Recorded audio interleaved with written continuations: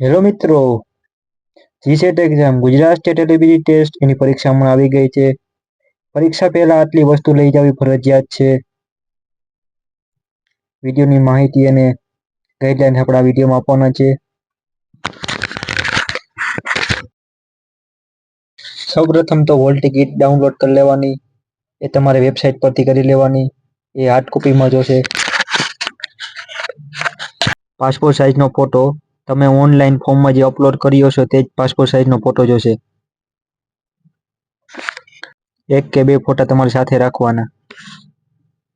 ત્રીજી વસ્તુ, પારદર્શક બોટલ, જે આરપાર દેખાઈ શકે એવી બોટલ હોવી જોઈએ. ઉમેદવારને કોઈ મુસાફરી ભથ્થું ચૂકવવામાં આવતું નથી, એટલે કે ટીએડીએ.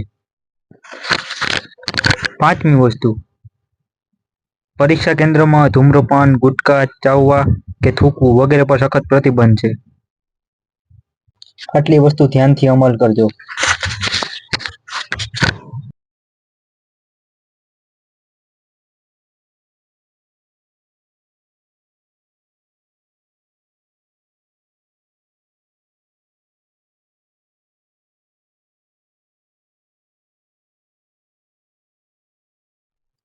વાત કરીએ એક્ઝામની અંદર તમારે કઈ કઈ વસ્તુ લઈ જવાની છે. પારદર્શક પેન, બ્લુ અથવા બ્લેક બંને જ પેન લઈ જઈ શકશો. જેલ પેન લઈ જઈ શકતા નથી. બેમાંથી કોઈ પણ બે એક જ પેન લઈ જઈ શકીએ છીએ. મોટે ભાગે વિદ્યાર્થી સાઇન સોફ્ટવેર પેનનો ઉપયોગ કરતા હોય છે, તે તમારે પ્રેફર કરવાની. ડોક્યુમેન્ટની અંદર તમારે શું જોશે? ડોક્યુમેન્ટમાં તમારા આધાર કાર્ડ ચાલે, પાન કાર્ડ ચાલે, ડ્રાઇવિંગ લાયસન્સ ચાલે અથવા કોઈ ઇલેક્શન કાર્ડ ચાલે. આમાંથી કોઈ પણ એક વસ્તુ હોવી જ ફરજિયાત છે, જે તમે ભૂલ્યા વગર લઈને જશો.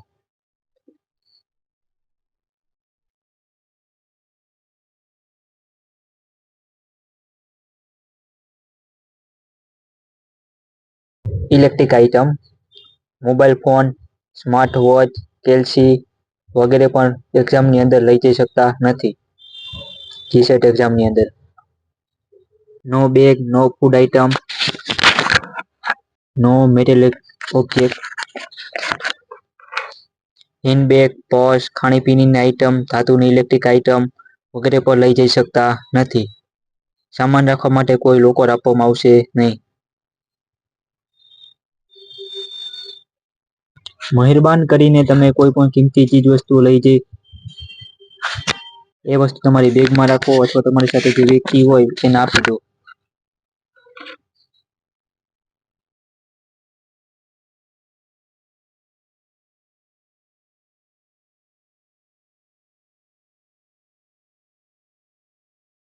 નેક્સ્ટ વાત કરીએ તો ગુજરાત ડોમેસ્ટિક રિક્વાયર્ડ. ગુજરાત રાજ્ય સિવાયના બીજા રાજ્યના વિદ્યાર્થીઓને અનામત ઉમેદવાર અને જનરલ કેટેગરીના બિન અનામત કેટેગરીમાં ગણવામાં આવશે. જીસેટ માટેની અનામત નીતિ ગુજરાત સરકારના નિયમ મુજબ રહેશે. ઉમેદવારને ખાતરી કરવી કે તેમની પાસે ગુજરાત રાજ્ય દ્વારા તેમને આપવામાં આવેલા જરૂરી પ્રમાણપત્ર હોય. જનરલ અને ઈડબ્લ્યુએસ કેટેગરી માટે 55% ગુણ હોવા ફરજિયાત છે. એસસી, એસટી, પીડબ્લ્યુડી કેટેગરી માટે 50% માર્ક હોવા ફરજિયાત છે. નેક્સ્ટ વાત કરીએ એક્ઝામ ડેટ, ટાઈમલાઈન અને રિપોર્ટિંગ ટાઈમ. પ્રવેશ દ્વાર પર સઘન ચેકિંગ થશે. પરીક્ષા શરૂ થવાના 60 મિનિટ પહેલા સ્થળ પર પહોંચી જવું. 9 ને 10 સુધીમાં તમારે ફાળવેલ બેઠક પર શોધી અને બેસી જવાનું. તમારે સ્થળ પર 8:30 વાગ્યા સુધીમાં પહોંચી જવાનું. ત્યાં તમારું રિપોર્ટિંગ થશે. તેમાં વેરીફાઈ કરવાનું રહેશે તમારે. Entry deadline not entry allow after 20 minute. 20 મિનિટથી મોડા આવનારને પ્રવેશ આપવામાં આવશે નહીં. મેક્સિમમ ટ્રાય કરો કે તમે ટાઈમ પહેલા સ્થળ પર પહોંચી જાઓ. તમારે શાળા બાર પછી કેમ્પસ છોડવાનું છે.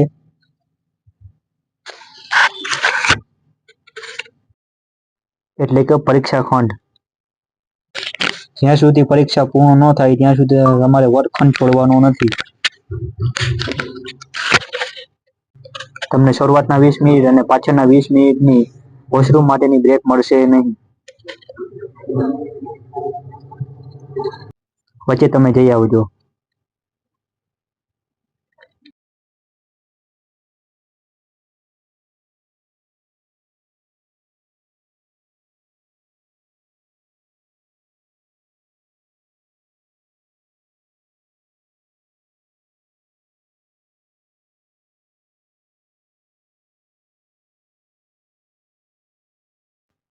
પરીક્ષા પૂર્ણ થયા પછી ઓરિજિનલ ઓયો માર્ક નિરીક્ષકને જમા કરવાની રહેશે. ઓરિજિનલ ઓયો માર્કશીટ બહાર લઈ જઈ શકશે નહીં. બપોરના 12:30 વાગ્યા પછી પ્રશ્નપત્રિકા અને Oyo mark જવાબની carbon duplicate copy પોતાની સાથે લઈ જઈ શકશે. એ બે વસ્તુ તમે સાથે ઘરે લઈ જઈ શકશો.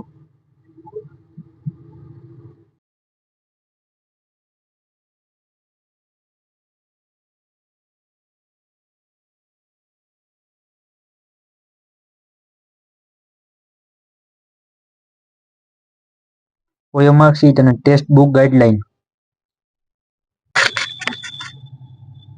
આ છે ઓયો માર્કશીટ. તેવી જ તમને ઓયો માર્કશીટ આપવામાં આવશે. આ છે પ્રશ્નપત્રિકા અને પ્રશ્નપત્ર. તમે ઓનલી બ્લુ પેનનો યુઝ કરી શકો અથવા બ્લેક પેનનો યુઝ કરી શકો છો.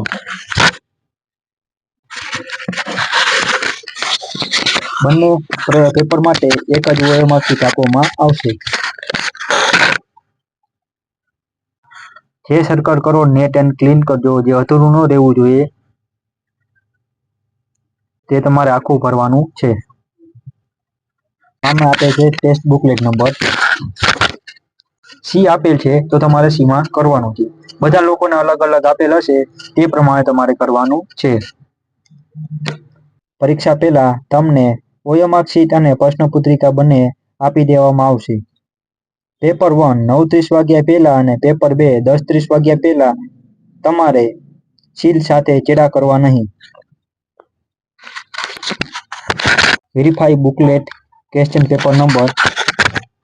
એકવાર તમારે જોઈ લેવાનું કે બુકલેટ ઓકે છે ને. જો કોઈ પેજ બ્લેન્ડ હોય તો તમારે નિરીક્ષણને જાણ કરવાની.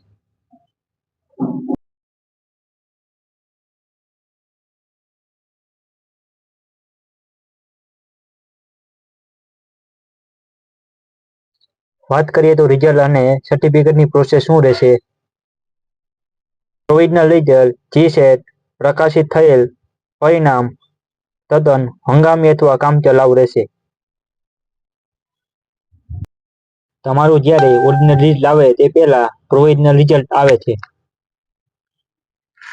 હજી ફોર્મ અને ઓયો માર્કમાં ફોર્મમાં વિસંગતતા હશે તો ઓયો માર્ક અને જવાબ પત્રકમાં ભરેલ વિગત અંતિમ ગણાશે. માહિતીનો ફેરફાર વિનંતી સ્વીકારશે નહીં. ધ્યાન રાખજો દરેક વસ્તુ ફિલઅપ કરવામાં. ઈ પ્રમાણપત્ર જીસેટ માત્ર ઈ સર્ટિફિકેટ જ આપે છે, હાર્ડ કોપી આપતું નથી. એ પણ ધ્યાન રાખજો. વિષયને યોગ્ય ચકાસ્યા બાદ ઈ પ્રમાણપત્ર આપવામાં આવશે. પાછળથી અયોગ્ય જણાશે તો પ્રમાણપત્ર રદ કરવામાં આવશે. વ્યક્તિ ખોટો છે, સર્ટિફિકેટ ખોટા છે તો આ પ્રમાણપત્ર રદ થઈ જશે.